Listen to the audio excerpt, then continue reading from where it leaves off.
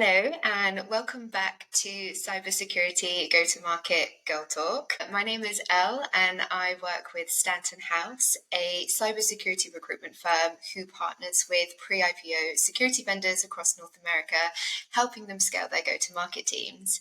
And I'm super honored and really excited to have two very influential females in our space join me on what is a closing episode for season 2 of our podcast, where I have Barbara Massa from NightDragon and Brooke Motta from Rad Security. So I'll let you both do a little bit of an intro into where you guys are coming from. And Barbara, I'll kick off with you. Great. Well, thanks so much for having me. It's an honor to be on the panel here with Brooke today, so we appreciate you. Barbara Massa, I'm a Chief Operating Officer and Partner here at NightDragon. We'll obviously talk a little bit more about the world of venture capital and investing, but my background is kind of 30 years in enterprise technology. Been in and around the software landscape, and kind of the second half of that 30-year career was spent specifically in and around cybersecurity. And, up in the early stages of my career was recruitment and talent and human resources and kind of the people side of the house. And then in the latter part of my career, took on more of an operational executive role, running business operations, extending into IT and security, but always with a lens on people and talent, because we know the magic that great teams and great founders can make, both with product solutions and the marketplace as a whole. Thus bringing me forward to today, where I am at NightDragon. But I spent 30 years in tech and enterprise and cyber, and have joined the world of venture capital and investing just in the last year and a half. Thank you. So we've got lots of insight coming our way then from your experience. And Brooke? So thanks for having me here, Elle. I'm Brooke Motta, CEO, co-founder of Rad Security. My experience is largely in leading go-to-market teams. And so I started my career at a company called Rapid7 in Boston about 20 years ago. And since then, I've been doing the same thing in building companies in cyber specifically. And so about 3 years ago, I joined forces with a former customer of mine. His name's Jimmy Mesta, and we started Rad Security. Rad Security is focused on cloud detection and response, and we've been out hitting the streets fundraising as part of our Series A right now, talking to amazing people like Barbara, and looking to scale the company to the next level. Thank you. And that's really nicely then into us kind of setting the scene for this particular episode, and just generally recapping kind of the purpose of this season anyway. So we're going to really be exploring both, backgrounds working in a male-dominated industry, getting a little bit of your advice on how you've navigated the cybersecurity space, especially when it comes to talking about actually attracting the right VC investment, or B, from Barbara, a VC's perspective, given that only circa 2.2% of investment goes to security vendors with female founders and CEOs. And talking about various different ways that you can set yourself up for success, and any final kind of words of encouragement. So most of this conversation is going to definitely be geared around that. So I guess what would be really lovely is to kind of get a little bit more deeper into your background. And Brooke, why don't we start with you? Because you sort of referenced it, that you've largely been looking after sales teams, and obviously it has been in the security space. And both those kind of pockets of your role are notoriously held by men. So tell us a little bit more about dominating the industry there. Yeah, I mean, we are definitely underrepresented. But I have met a lot of amazing women on the journey who have started companies, and are founding companies today. So for us, we found some amazing investors that actually make it a point to invest in women, and female founders. ForgePoint is an investor in Rad Security. 406 Ventures is. Ron Gula, who was the original founder of Tenable, and his wife Cindy are investors in me and Rad Security. And so we built this amazing group of people around us to support. We know, and there's data to support, that when women are in these roles, companies are profitable, Barbara can talk to the HR elements of employee happiness related to having women leaders and investment there. But it isn't always easy. Not everyone is an advocate. But we've been lucky enough to align ourselves with some pretty amazing people who are.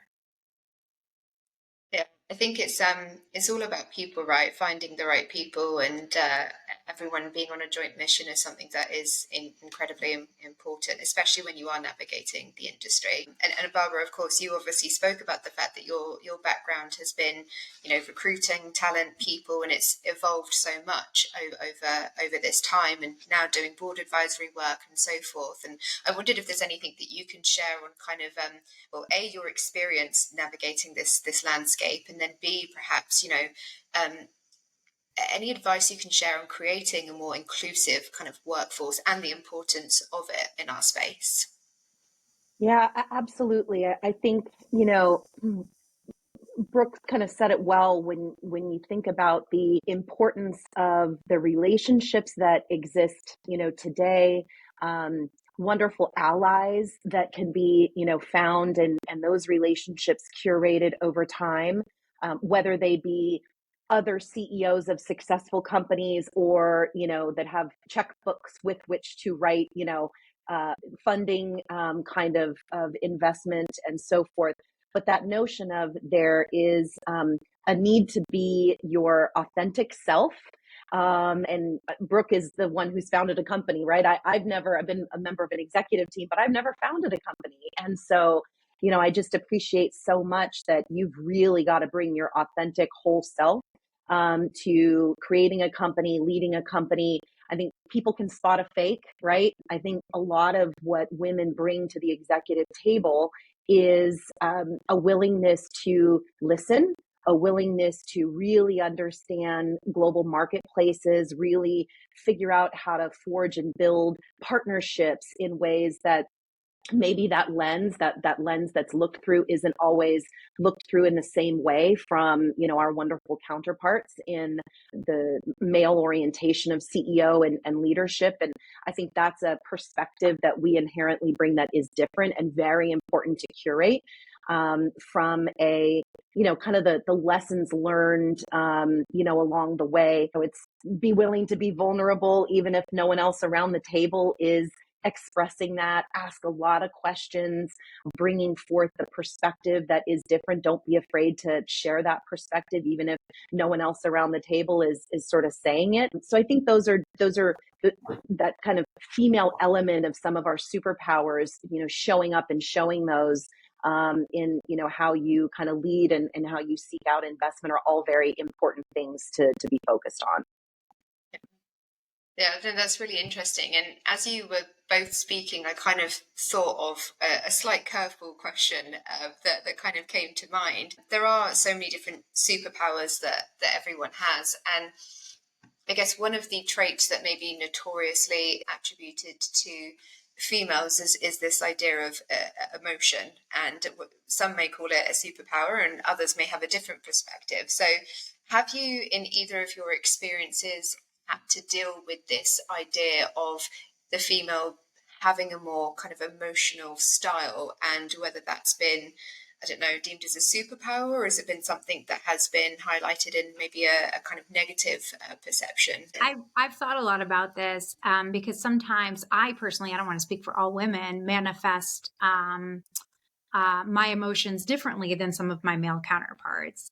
There were times early in my career that I had a tear or two when I faced struggles that were new to me and I had never experienced them before. And I thought to myself, oh, it's so embarrassing that I'm crying because I lost this deal or I lost an employee that I thought was amazing. But like Barbara said, it's important to embrace vulnerability. And so now I have a group of people around me that allow for me to. I haven't always had that.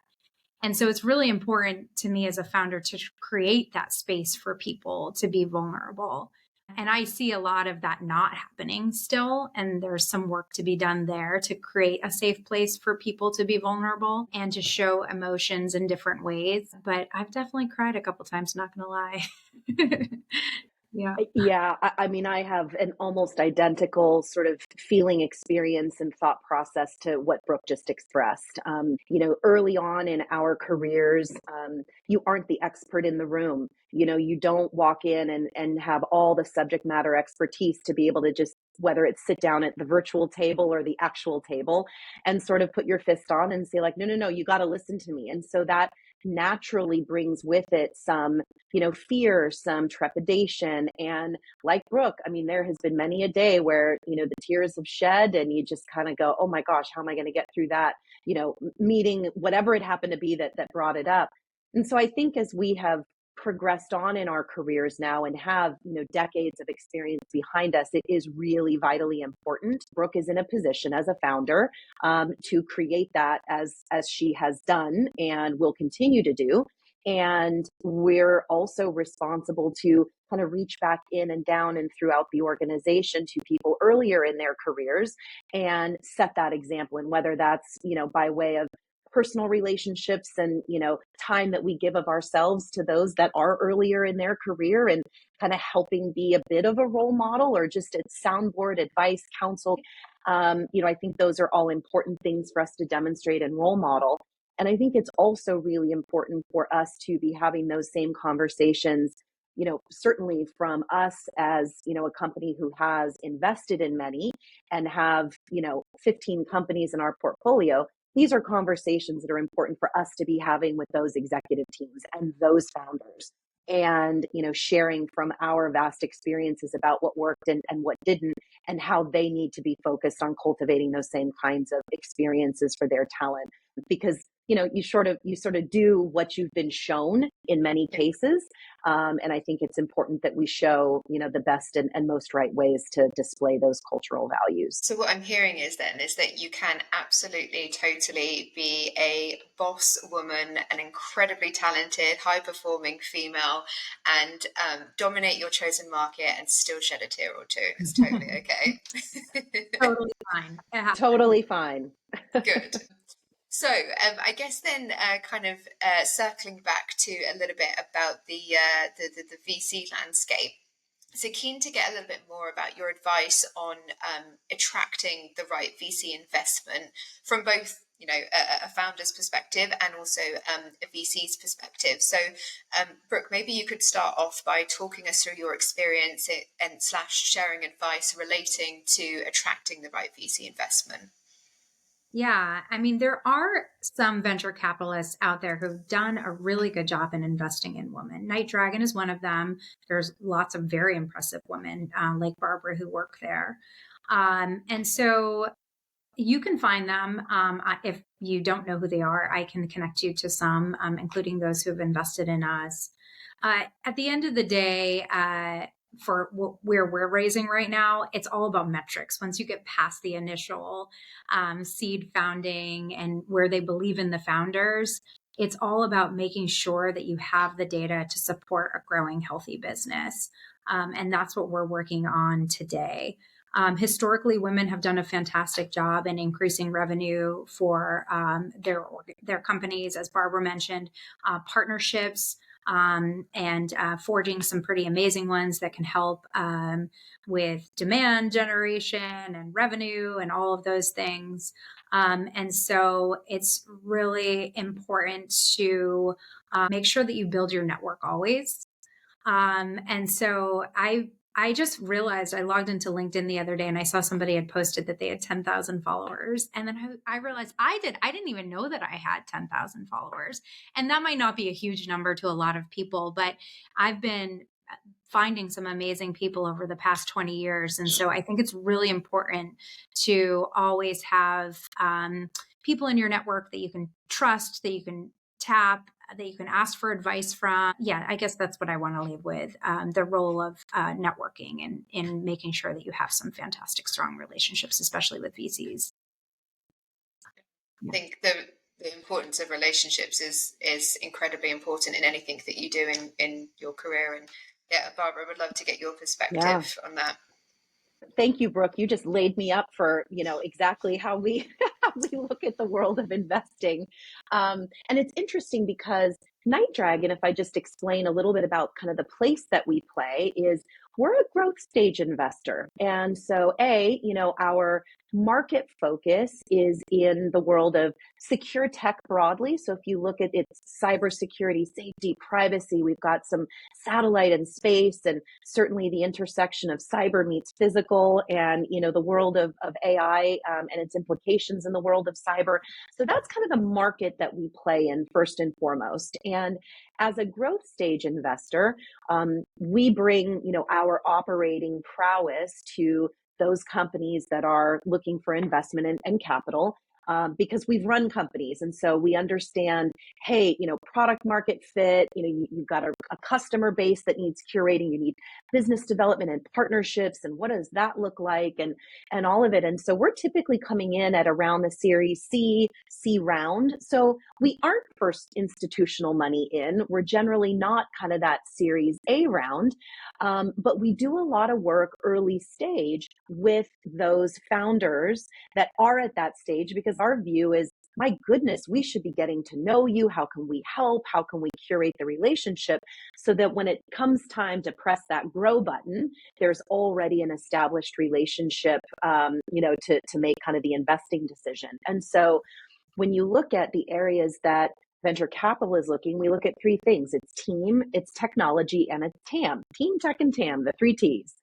And what Brooke so beautifully articulated was all of those things that she, as a founder, and with her, early team that is helping build, this product and solution for the market, they're very thoughtfully looking at those three things. So they're building what ultimately us as venture capital is coming in and like, tell us about your team. Let's talk about the tech. Let's really dive into the solutions and offering. Let's look at what the, target addressable market is. And so that's exactly the curation of the relationship that we want. We want sound ideas. We want passionate founders. We want, people who really understand how does their solution and product fit with the customer, and how do they continue to ideate, and do they have a trusted set of people around that table? So those are all the things that we are looking for to then come in and hopefully provide capital for the next stage of growth. So I love what Brooke and the team have founded, because it's literally our roadmap. That's really helpful. And I think if there is any aspiring entrepreneurs out there who are listening to this, especially this part of it, that's going to be so powerful in them trying to really narrowly focus on, okay, if I'm looking to get venture capital, what are the things that I need to focus on? The areas obviously that you've both mentioned, and then obviously the importance of building those relationships. And the relationship doesn't have to come from day dot when you want the capital straight in. It's a long process of building that up beforehand. And I guess I was going to then pivot slightly and speak more so, I guess, about the ways in which any aspiring female entrepreneurs can I guess set themselves up for success. And Brooke, I'll start with you. I know that we briefly had spoken on things like the importance of mentorship and certain platforms around podcasts and things like that, amplifying voices. But yeah, what things do you think that aspiring female entrepreneurs can do to set themselves up for success?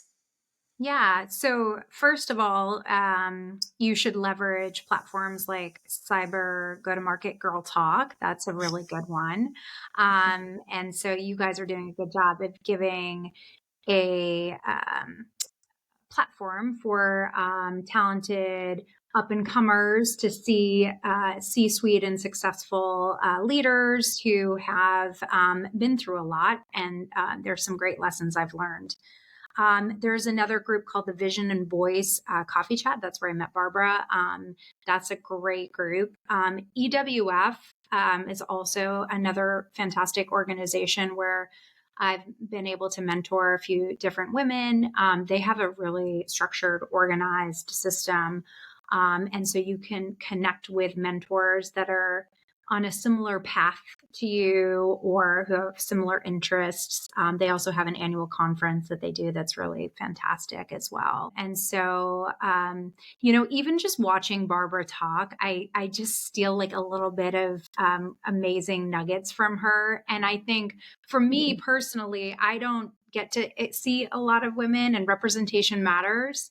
And so I think it's just really important to find people that you connect with and identify with and build that network right from day one, so that you can make sure to have people to mentor and guide you along the way. Well, thank you, Brooke. I was going to say the same thing. And again, I'm like fangirl on Brooke because I'm like, I've never founded a company. This is so cool. Tell me how you did it.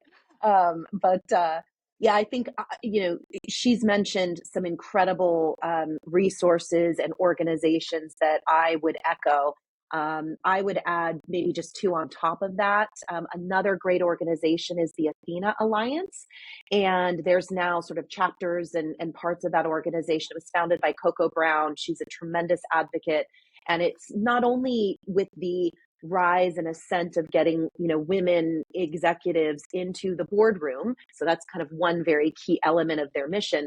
But there is a ever increasing organization of founders, entrepreneurs, et cetera. So oftentimes you can have sort of founder entrepreneur be kind of maybe married up networking wise with a CFO or a multi-other company board member, which could give that, founder a whole wonderful set of perspectives and relationships that you might not come across in a normal day's time. So I would definitely say Athena Alliance is a great one. The second one would be, I think, almost all venture capital firms, and I would even extend this to sort of private equity growth in particular, they all have kind of quarterly newsletters. There can be networking events. There can be founder pitch days. There can be, so it's a little bit of a homework because there's not a single recipe there. But that's another great way to just get connected and start talking to people who might, wield a checkbook that at some point you might have interest in trying to get them to fund you. But it's a great place to start. So I do the laundry list of VC and then kind of private equity growth, and, sign up for some newsletters. And once you get on that marketing train, there's can be some really great, connections to foster. That's really helpful, and I'll look to actually link the places that you've referenced in this conversation as well, attached to this episode, so that people can get to them easily. So thank you for sharing those. I guess I'll sort of I'll wrap up almost, and our kind of final question is, based on your expertise in our field, what would be any overarching kind of advice or words of encouragement that you would like to offer to aspiring female entrepreneurs looking to make their mark in the cybersecurity space? I recently heard a quote that I love from Venus Williams, and I'll just read it to you. It says, "I honestly believe discipline is freedom. When you have discipline, you can live your dream and do all the things you love." And so I don't think that that's just for women, but I love that because in all of the hard work that I'm putting in, it creates all of these opportunities for me. So I say yes to a lot of things. I know there's people out there that say no and have some discipline around that too. And yes, there's a time and place for that. But all of the hard work and all of the discipline we have now around the business is starting to pay off for us. And so I think that's true for anybody, no matter where they are in their career. That hard work almost always pays off.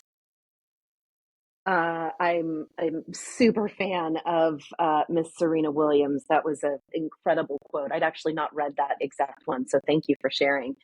I same kind of theme on advice, and one is when you are true to yourself, even if you get knocked down a bunch of times, if you stay true to who you are, I just feel like, generally speaking, that's going to win. And, there's an element of resilience embedded in that. There's an element of, grit that's embedded in that. There's absolutely, hard work and being disciplined and all those things that wrap up in that, or that are wrapped up in that.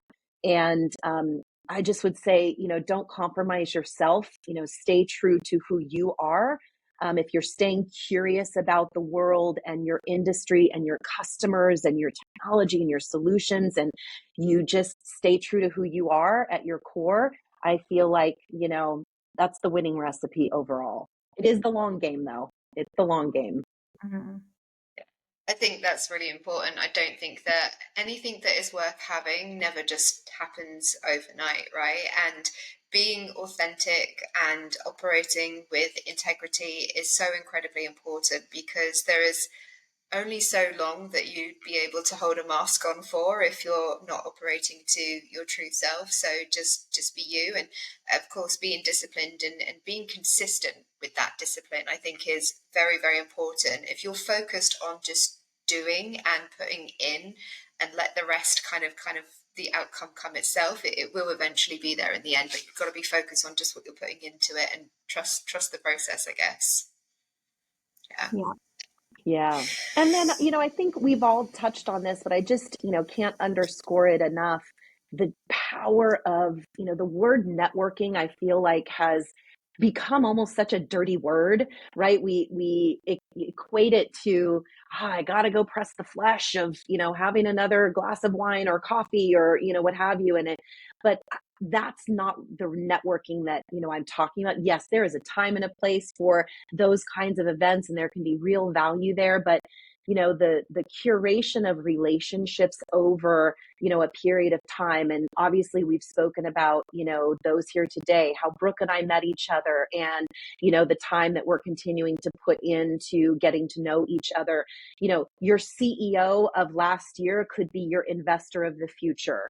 Your partner of 5 years ago could be a chief revenue officer that you hire, or, so just thinking about, that circle of relationships will ebb and flow over time, and being willing to give to those people as much as you ask of those people is really a recipe for a long-standing relationship that I think, as we as executives in our careers look back and go, wow, had we not done that, maybe not intentionally, but now, like, being intentional about it, the power that brings. So keep on the networking and the relationship building. It really matters. Yeah, that's very true. You don't know who someone's going to end up being at some point in their career where they'll get to. Anything is possible. So yeah, networking and relationships, very fruitful, very powerful. But really appreciate you both joining today. I can't thank you enough for the tidbits of advice that you've shared, and also taking the time out of your very busy days, I'm sure, to join us on my platform. So thank you again. It's been a pleasure to host you, and very excited to release this one. And I hope that whoever is listening to this is enjoying it. We'll make sure that we have the links as well listed below, so that you can follow up and get access to as much support as possible. Thank you both. Thank you, Elle. Thank you for having us.